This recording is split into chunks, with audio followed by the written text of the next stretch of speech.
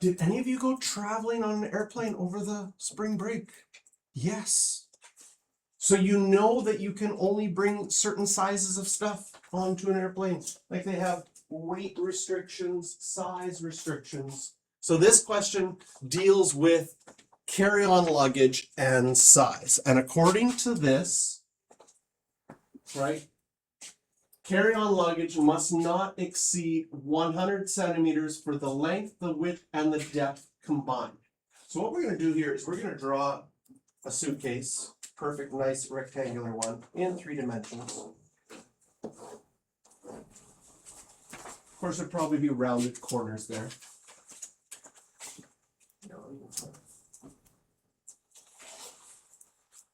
There we go. Now it looks like a real suitcase. Need a zipper. There, super realistic now. There's our suitcase, and it says several models of carry-on luggage have a length 10 centimeters greater than the depth. And so I'm going to make X my depth. And it says the length is 10 centimeters greater. Does it make sense that then this length, I don't know if that's the length or the other side is the length, that'll be X plus 10. We need to create a polynomial function to represent the volume. And volume is going to be length times width times height. We're missing one side here. The question is, can we find that other side? And initially, most of us get those 2 dimensions. We know that one is 10 centimeters more than the depth, but we get stuck on finding the other one. But if I told you numbers, you'd be quick. So for example, if I said X was 20, does it make sense this side would be 30? And if you wanted to make it as big as possible, how much would it be on the other side? If the total can't be more than 100. This is 20, this is 30. It's not very hard to figure out that you would have 50 left to go there, right? So sometimes if you think of the process through with regular numbers, you could figure it out with algebra. So I'm going to do another one. Let's say I went with 30 here. How long would this side be? 40. And how much would you have left? 30.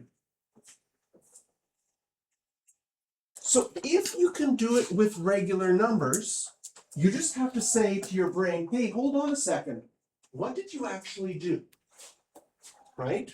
Well, you started with this one, your X. You added 10 to this, X plus 10. How did you figure out here what was left? What did you do in your head? Did you add those 2 together and say I had 50?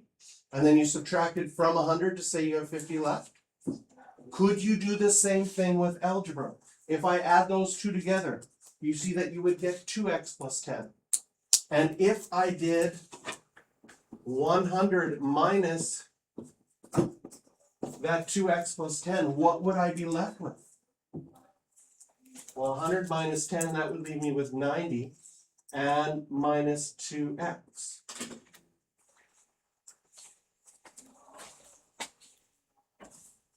Sometimes we get stuck in the algebra because we don't pay attention to the fact that if you can do it with numbers, you can do it with algebra. It's the same process, right? I was like 20 plus 30 is 50, that means I have 50 left. 30 plus 4 is 70, that means I have 30 left. X plus 10 is 2x plus 10. I'd have to subtract that from 100 to find out how much I have left. I have 90 minus 2x left. And now I have enough to write my volume. Length times width times height is going to be X times X plus 10 times 90 minus 2x.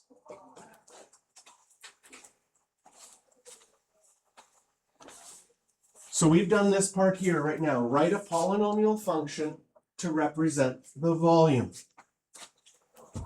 And then with technology, they want to find the maximum volume. This makes sense.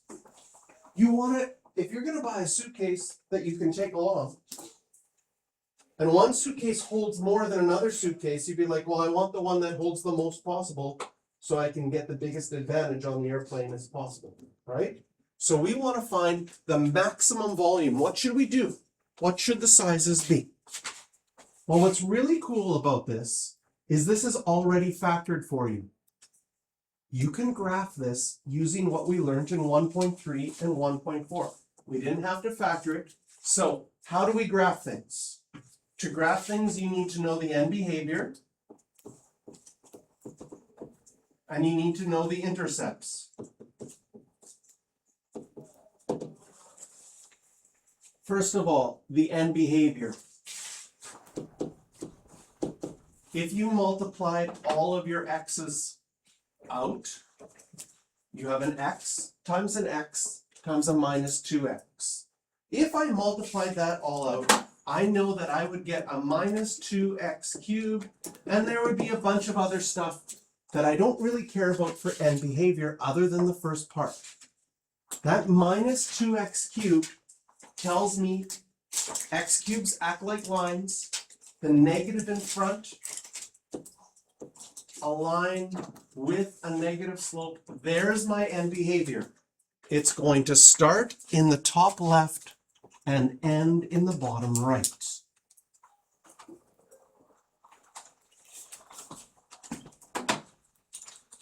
Intercepts. You can find your y-intercept by plugging in 0 for x. And if you did 0 times 10 times 90, you're going to get 0. Your x-intercepts, and this is why it's nice that this is already factored. I'm going to move this over here. It's already factored here and here. If you made your y equal to 0 or your volume equal to 0, well, this one would be 0 when x is 0. This one would be 0 when x is negative 10. And this would be 0 when x is 45. So I have 0, 0, negative 10, 0, and 45, 0.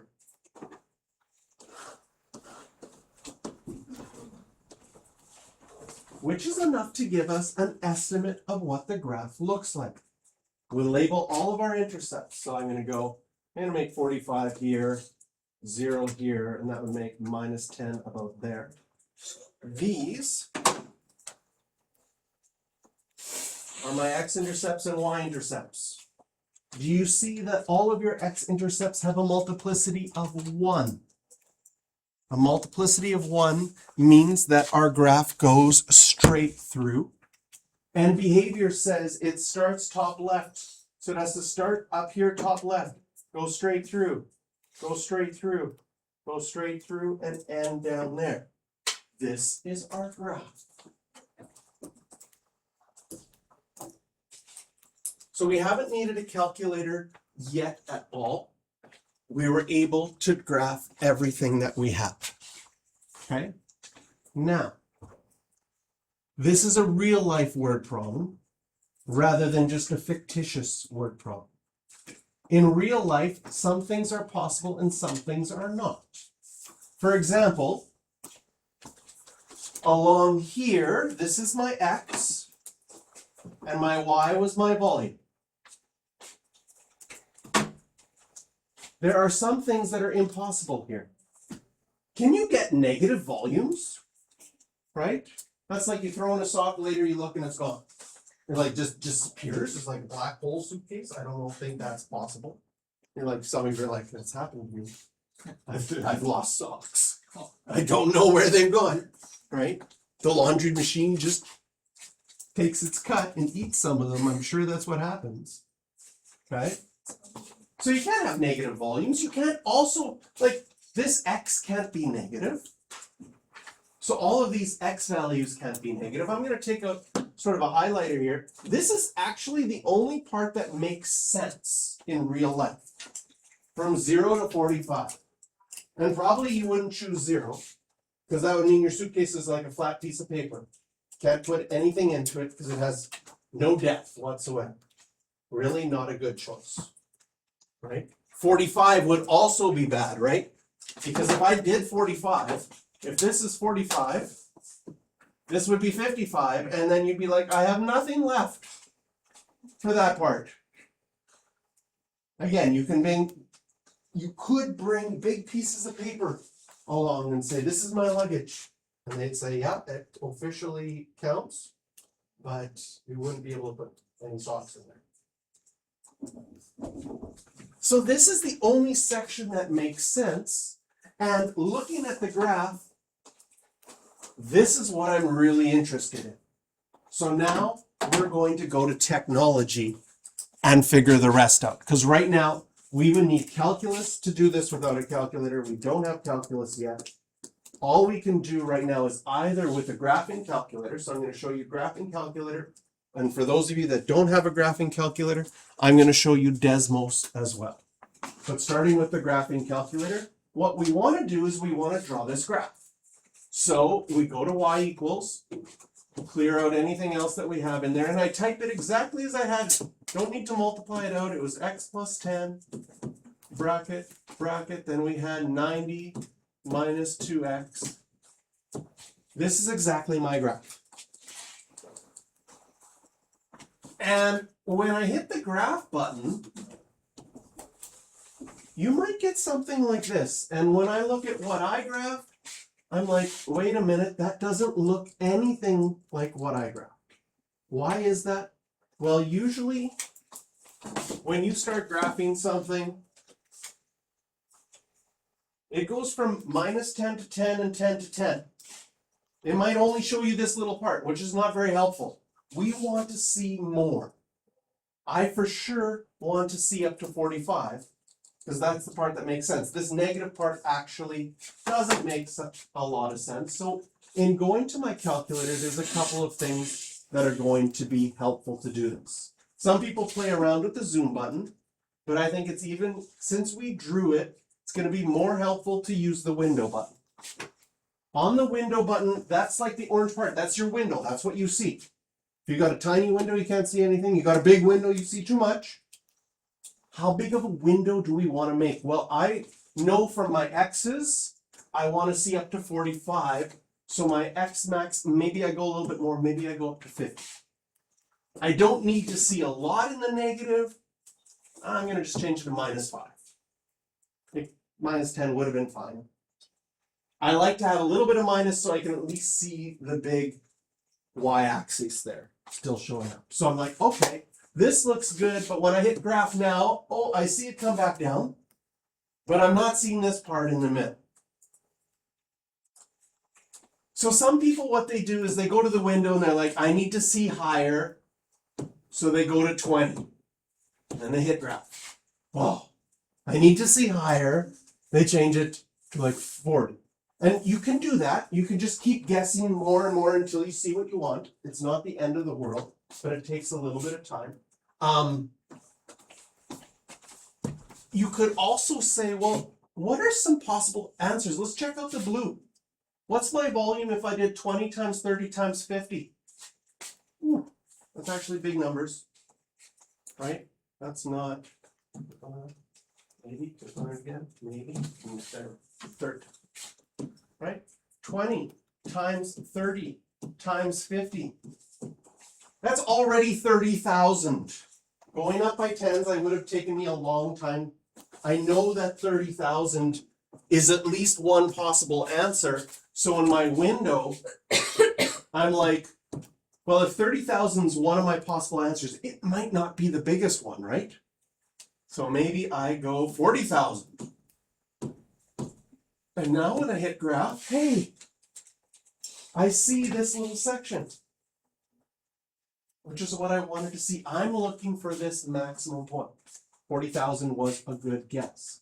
Another thing, if you don't want to type in 20 times 30 times 50, your calculator above the graph button has a table button. This is really helpful as well. So you go to your table. Well, why is mine going?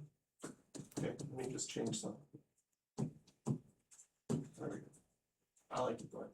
I'm like, I can do, it does all the mental math for me. Like you want X to be 14, there's your volume.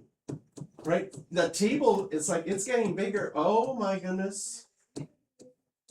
36 now. Oh, this looks like the biggest is really close to somewhere in here, 36,000, because now it's going back down again. So I could have used my table to say, I think 40,000 makes sense as a maximum to try. Now, once you have your graph, you want to find the maximum value. And on a graphing calculator, everything you want to calculate with the graph is above the trace button that says calculate. So I can go second, calculate. What am I interested in right now? I could find the value as 0 minimum. I want to find this number 4. I want to find its maximum. So I go to maximum. It asks you to push enter when you're on the left of the maximum. Push enter because right now that little arrow is to the left of the maximum. Enter when you're to the right. So I'm going to go with my cursor. I'm going to go past the maximum. I'm going to go to the right side of it. Push enter because the maximum is between those two arrows. So you need to tell your calculator where to look. And I told it to look between those two arrows. Now when I push enter on the guess, it tells me the maximum happens at 36,209.923. Wow, that's a lot of decimals.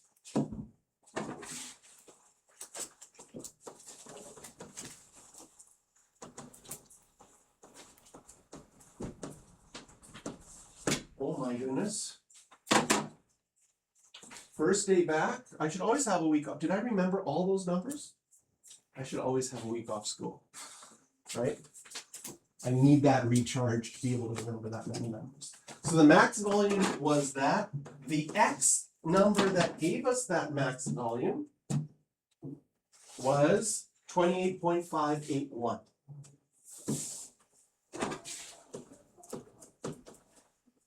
These are word problems, so we're going to need units. Were we dealing in centimeters? We were. So volume would be centimeters cubed. The X would be centimeters. So we found out the max volume. We found out the X. We should reread the question because these ones often ask too much. To the nearest cubic centimeter. So now we need to round this to the nearest cubic centimeter. What's the max volume? And then what are the dimensions to the nearest tenth? So my dimensions are to the nearest tenth. This one would be 28.6 centimeters by, add 10, 38.6 centimeters by, and if we take those two and subtract them from 100, those two add up to what? 56.2, 57.2, 67.2.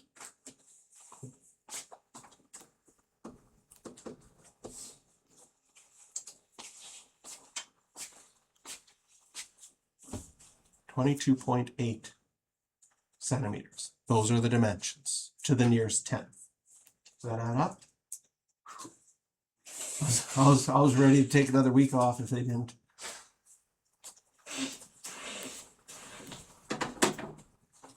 Now, if you had this same thing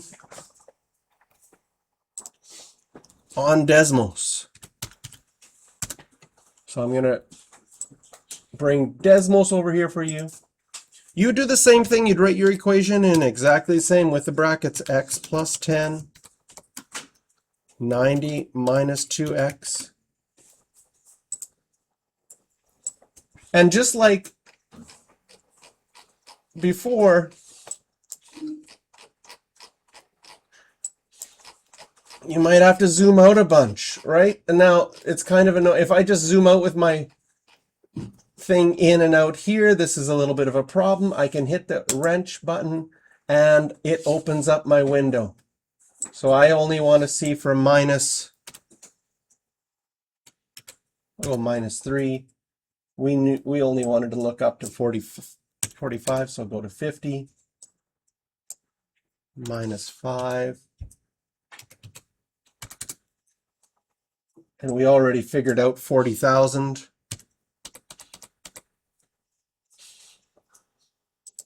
There. And made a very similar graph to what we had on our graphing calculator. But we had to know something about the equation. We almost had to graph it by hand first to be able to do this part. Now, the nice thing about Desmos is it's sort of like, you want to find the maximum, you just click on the graph and it's like, you probably want to find the maximum. That's what everybody wants to find. So it has a little dot there already. Life is super easy on Desmos, like, oh, click on that dot and there's your answer.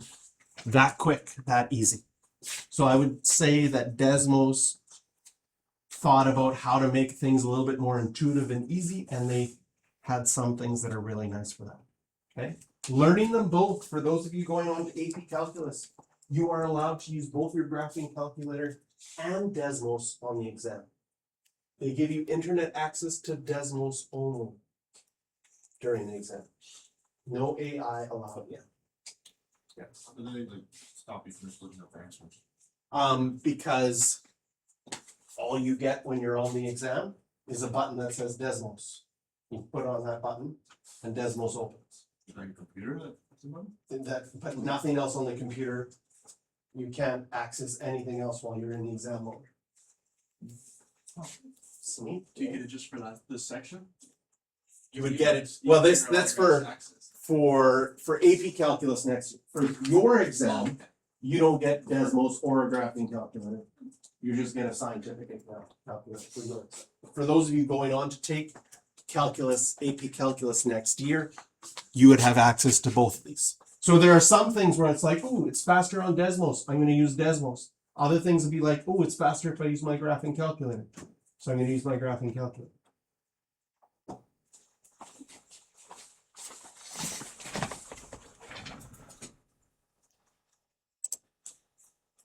Okay, so with that, what do we do in a word problem? We draw out a picture. We create our equation. Often our equation is going to be already in factored form, which is really helpful to be able to draw a sketch. Then, if you need Desmos or a graphing calculator, it's going to be after you do all of this stuff with your regular knowledge without a calculator. So let's look at example number 1 here. You have a piece of cardboard. It's 30 centimeters by 25 centimeters. And it's used to make a box without a lid. What they do is they start with the flat piece of cardboard. I'm going to draw it out for you here. We know that it started with 25 centimeters here and 30 centimeters here. And then you cut out squares in the corners.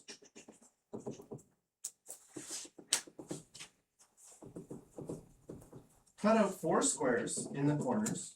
If you do that and fold along these new green lines,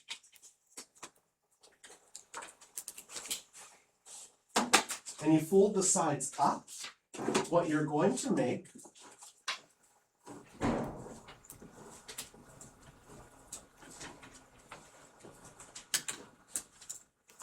is a box with an open top. Can you visualize that if I cut out the blue squares, fold it along the green lines, that I would get that box with an open top? There'd be no lid to it because your sides just got folded up, right? Now, depending on the size of the square that you cut out, so I'm going to put an X there. That X matches up with the height of your box. Does that make sense? And then when you fold things up, well, now these green lines, well, that's not green. There we go. This green line here is now started at 30, but you cut an X off of both sides. That's going to be 30 minus 2 X's. And this green line started at 25, but you cut off 2 X's off the sides. It's going to be 25 minus 2x. So this side here is 25 minus 2x, and this side here is 30 minus 2x. So we start off by drawing a picture, understanding the question. So squares are cut out, of each side length. And then the sides are folded up. And I've got my new open-ended box. What's the volume? Length times width times height.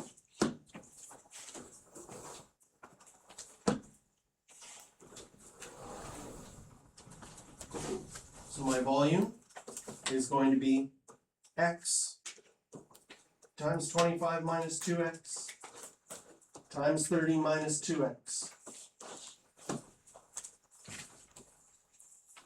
And this is enough to graph this. Right? What do we need to graph? We need to know the end behavior. And we need to know our intercepts. Well, if I underline all of my x, I've got an x here, a minus 2x here, and a minus 2x here. If I multiplied those all out, do you see that your volume equation would be a positive 4x cubed plus something? Because minus 2x times minus 2x would be 4x squared, times another x would be 4x cubed. Its end behavior will act like a line with a positive slope. Starts down here, ends up here.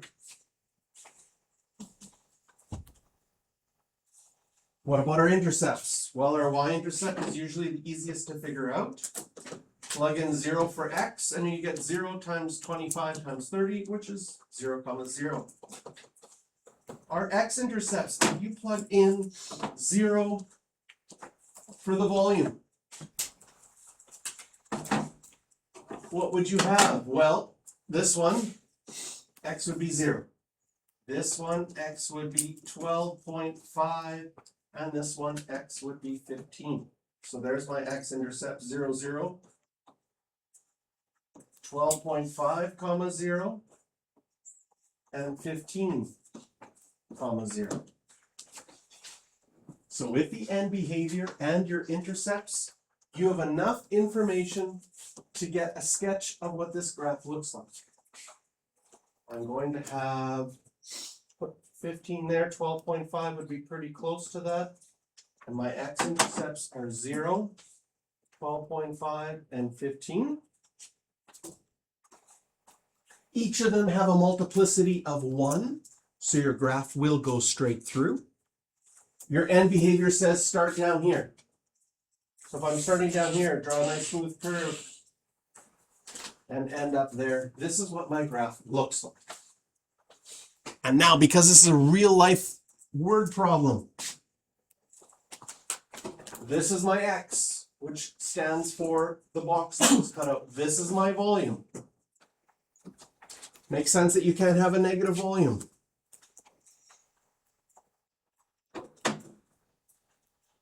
Why can't x be more than 15?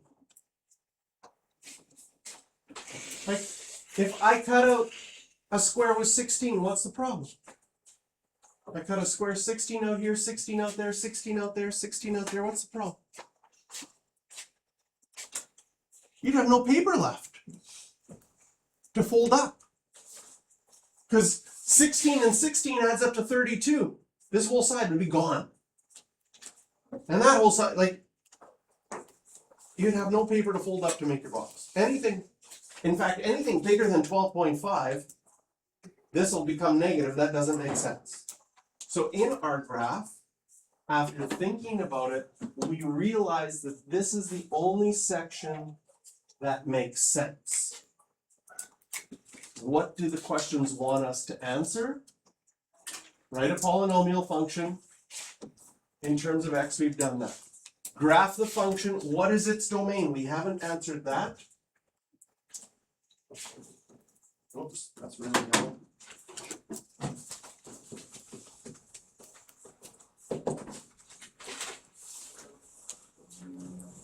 I'll write it in interval notation. On the exam, they would probably accept the round brackets or the square brackets. I like to use the round brackets because technically I'm like, you're not going to create a box by not cutting anything out. Cutting out 0. Or if you cut out 12.5, now you have just another flat piece of paper that's smaller than the piece of paper you started with. That's also not a good choice. But the only thing that made sense was this yellow part between 0 and 12.5. So now I've answered true. To the nearest cubic centimeter, what is the maximum volume? What size of square should be cut out? What are the dimensions? So I want to find this maximum. And this is where technology comes in. So we're going to use Desmos or a graphing calculator. So first, our graphing calculator, go to y equals, clear this out. It was x times 25 minus 2 x's times 30 minus 2 x's. I know that part. I know that my x I want to see between 0 and 12.5. So maybe I'll go from minus 5 to 15. And for the height, if I go to my table and I check between 0 and 12.5, what looks like the highest number it gets to? Ooh, looks like 1500 is the highest when I went to my table. So when I go to my window, I'm going to go from minus 5 only up to 15. Because that was on my graph, my x values. And I saw 1500, so I'll go up to 2000. Give myself a little buffer zone. Do I see that part? Beautiful. Now I want to find the maximum. So I go second, calculate, number 4, maximum. And you can either use your arrow keys to go back and forth to do the left side and the right side. Or if you know what your scale is, I'm like, well, I can obviously see that 2 is to the left of it. And I'm pretty sure 10 is going to be to the right. Way too much, but doesn't matter. Is the maximum between those two arrows. Push enter again. It finds that the maximum is 1512. That's the max volume. And it's set to the nearest cubic centimeter. So volume 1512 centimeters cubed. My x value, go back to my calculator, was 4.526. What did they say? To the nearest tenth for that one?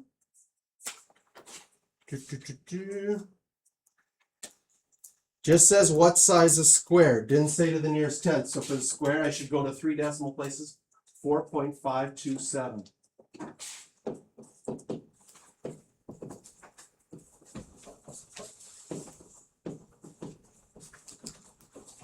And I'll make a little note to show that I know that that's the size of the square. Size of square. I guess that's the length. And then it asked for dimensions. And in the dimensions, it said to use to the nearest tenth. So one of them will be 4.5 centimeters. You actually have to be a little bit careful here. Because if you use the 4.5 to find the next one, you might be a little bit off. We would be rounding twice. We rounded once early and then did some more math. So careful with this because I've got my 4.52. Something with the graphing calculator that's kind of cool is whatever we figured out, we just figured out the 4.52. That's the last thing it figured out. If I hit the store button and store it as X, it remembered that 4.52. So my next length would be 25 minus 2 x's. It's 15.9.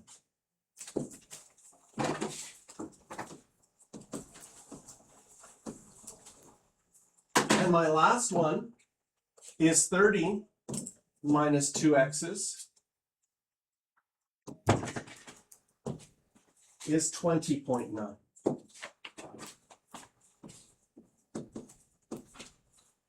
Can you see that if you use the 4.5, what's 4.5 times 2? 9. What's 30 minus 9? Exactly 21. And you would get an E6 rounding error because you would have the decimal place off. So we try not to round to the very end on any of these questions. I included my units all the way through so I don't lose an E5 error for forgetting units.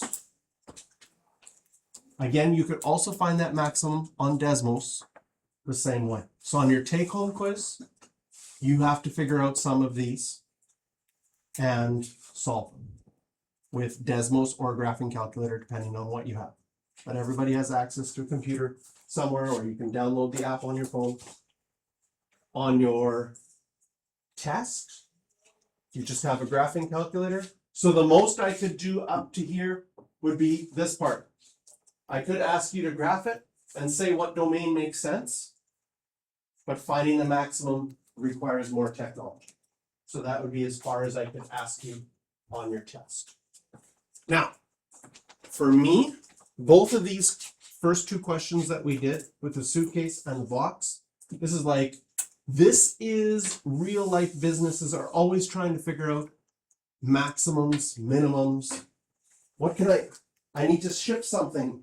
What box should I make to ship this the most efficiently so it costs me less money? Want to minimize my costs, but maximize my amount that I have in there. That is super useful. Okay? That's setting us up for our least useful question of the year, which we'll do next.